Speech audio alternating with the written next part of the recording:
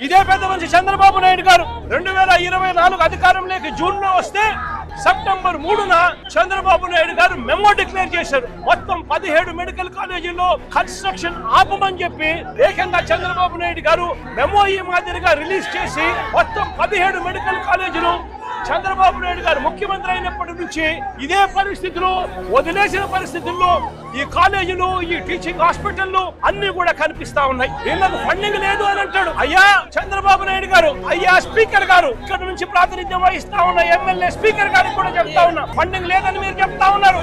NABARD funds అప్పట్లోనే ఈ ప్రాజెక్టులకు టైఅప్ చేశాం. నాబార్డ్ ఫండ్స్ కాకుండా సెంట్రల్ గవర్నమెంట్ నుంచి special assistants for infrastructure projects కూడా తీసుకొని వచ్చి ఈ మెడికల్ కాలేజీలన్నీ కూడా special assistants for infrastructure projects కేటగిరీలో ఈ ప్రాజెక్టులను కూడా పెట్టడం జరిగింది. దాని అర్థం మరో 50 ఏళ్ల పాటు వడ్డీ లేకుండా వాళ్ళు ఇచ్చే రుణాలకు ఈ ప్రాజెక్టులన్నీ కూడా శాంక్షన్ అవుతాయి. మరి central government sponsored assistance schemes లో ఈ ప్రాజెక్టు వస్తూ ఉన్నప్పుడు నాబార్డు కింద ఈ ప్రాజెక్టులన్నీ లోన్లు కూడా శాంక్షన్ అయి ఉన్నప్పుడు కేవలం 5,000 కోట్లు మాత్రమే అవసరం ఉన్న పరిస్థితులు ఉన్నప్పుడు సంవత్సరానికి 1000 కోట్ల రూపాయలు ఖర్చు చేయలేరా అని అడుగుతా ఉన్నాను. దీనికోసం కూడా అబద్ధాలు చెప్పే కార్యక్రమాలు చేస్తూ చంద్రబాబు నాయుడు గారు సిగ్గుతో తల వంచుకోవాలి అని చెప్పి ఈ సందర్భంగా చంద్రబాబు నాయుడు గారిని గట్టిగా ప్రశ్నిస్తున్నాం.